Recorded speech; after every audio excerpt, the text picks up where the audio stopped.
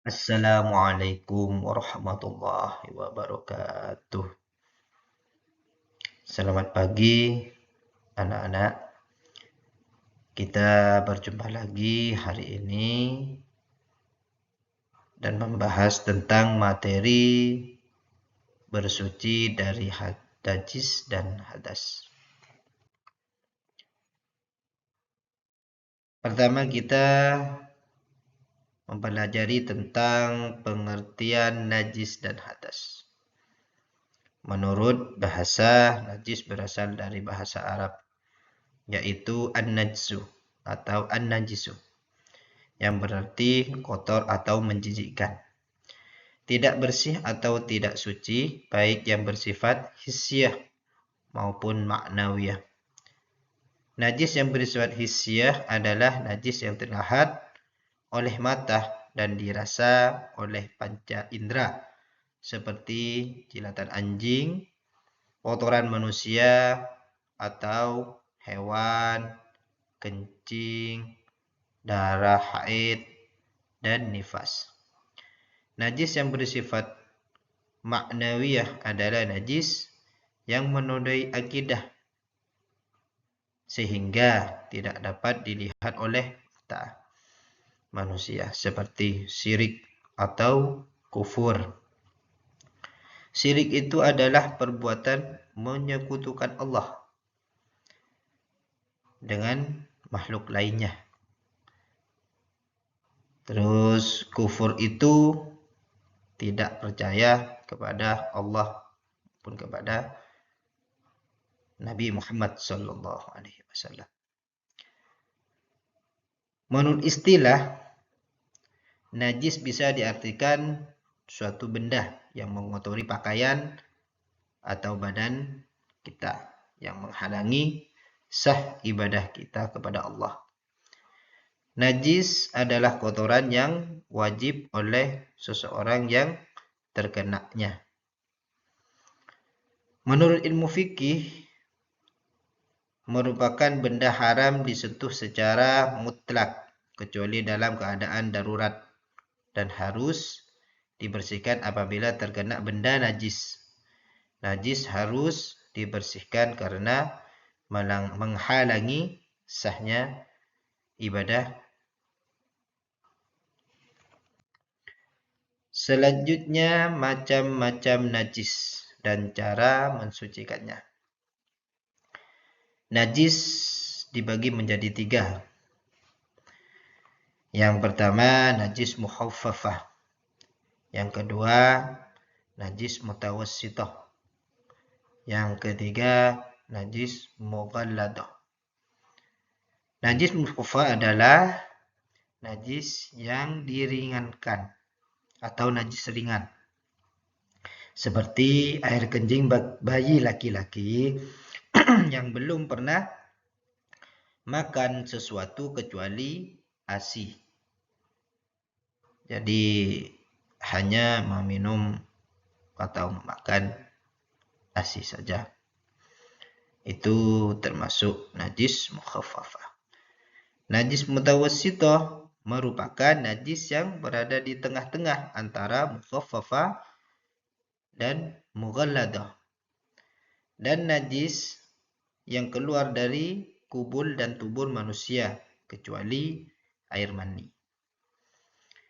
Najis mutawassithah di dalamnya itu ada 2 macam. Yang pertama, najis ainiyah. Najis ainiyah ini adalah najis yang berwujud atau tampak, masih dapat dilihat dan dirasakan salah satu atau ketiga sifatnya, yaitu bau,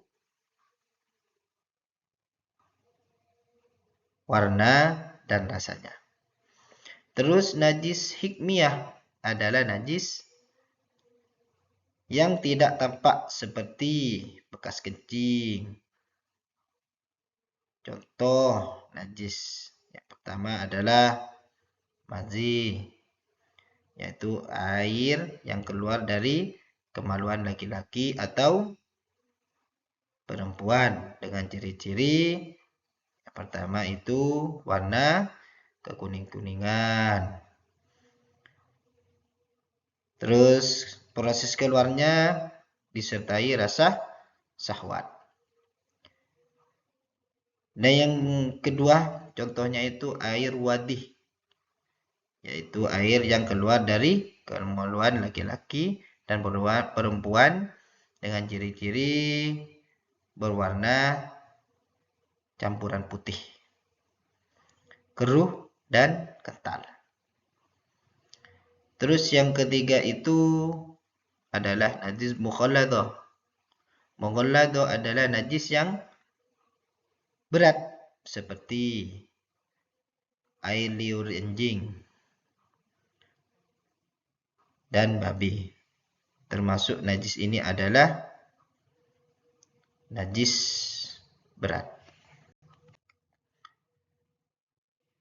Terus tata cara bersuci dari najis menggunakan air.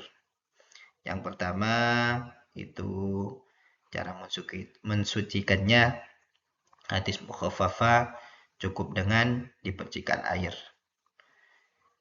Kalau najis mutawassithah itu najis sedang, itu harus dicuci dengan bersih dengan air suci mensucikan yang mengalir atau lebih dari 2 kolah. Sedangkan najis mughalladah, najis besar, yaitu dengan 7 kali siraman air yang 1 kali itu dicampur dengan debu. Selanjutnya kita membahas tentang hadas, pembagiannya dan tata cara mensucikannya. Pengertian hadas menurut bahasa adalah suatu perkara yang bau. Adapun menurut istilah, hadas adalah suatu keadaan seseorang yang dianggap tidak suci menurut agama. Hadas kecil adalah hadas yang cara mensucikannya dengan berwudu atau tayamum. Seorang disebut berhadas kecil jika dia mengeluarkan sesuatu dari 2 lubang, yaitu dubur atau kubulnya. Buang air besar, buang air kecil, atau buang angin, menyentuh kemaluan, tanpa alas tidur. Tidur nyenyak dengan posisi miring atau tanpa tetapnya. Ketentuan berwudu. Ketentuan berwudu itu yang pertama adalah syarat wudu. Syarat wudu yaitu Islam. Jadi kita harus beragama Islam. Yang kedua mumayyiz, yaitu dapat membedakan antara yang baik atau yang buruk. Terus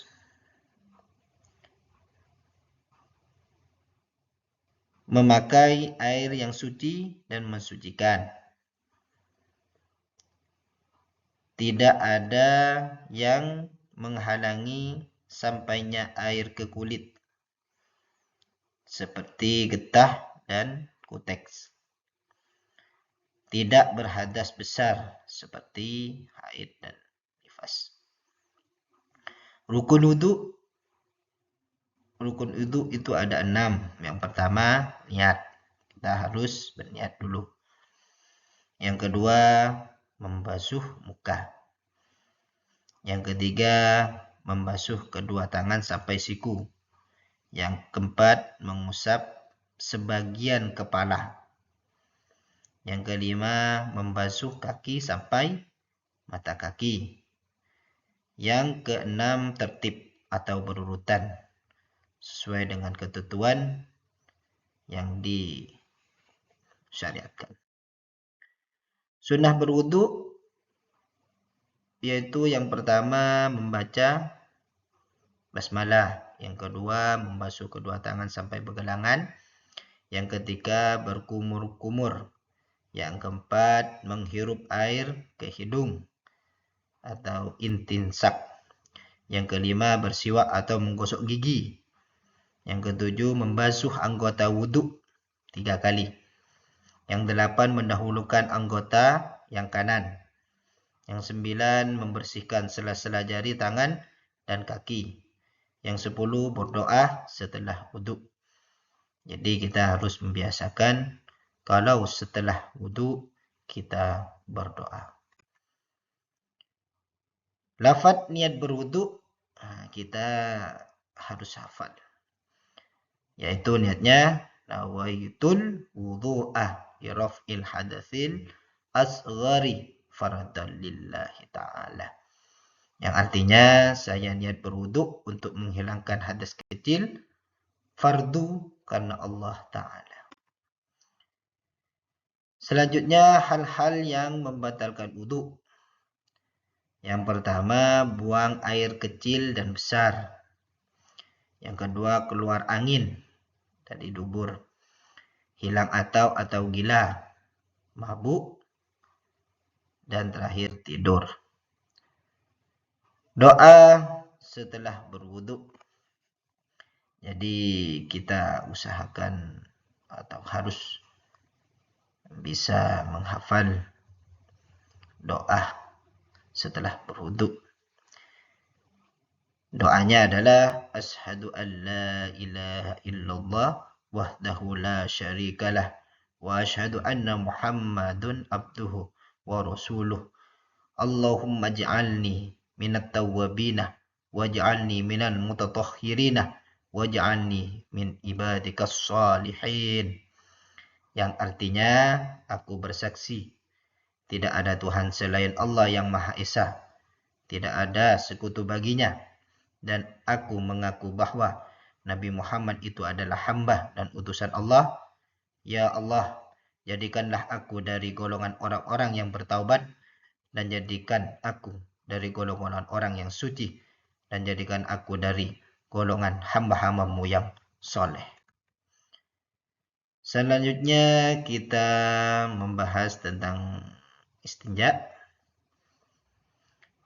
Istinja secara bahasa bermakna perbuatan yang dilakukan untuk menghilangkan najis. Menurut istilah istinja adalah perbuatan untuk menghilangkan najis dengan menggunakan benda seperti air, batu, atau benda-benda padat lainnya yang sejenis. Hadas besar dan cara bersucinya. Hadas besar adalah keadaan tidak suci pada diri seorang muslim karena sebab-sebab tertentu. Cara bersuci dari hadas besar adalah dengan cara mandi besar, mandi wajib. Mandi wajib untuk menghilangkan hadas besar disebut mandi janabah atau mandi junub. Apabila berhalangan untuk mandi menggunakan air, mandi janabah bisa diganti dengan tayamum. Sebab hadas besar ialah keluarnya sperma. Yang kedua, bersetubuh. Yang ketiga, keluarnya haid. Yang keempat adalah nifas. Yang kelima adalah darah yang keluar dari kemaluan perempuan setelah melahirkan atau mengalami keguguran. Tata cara mandi besar.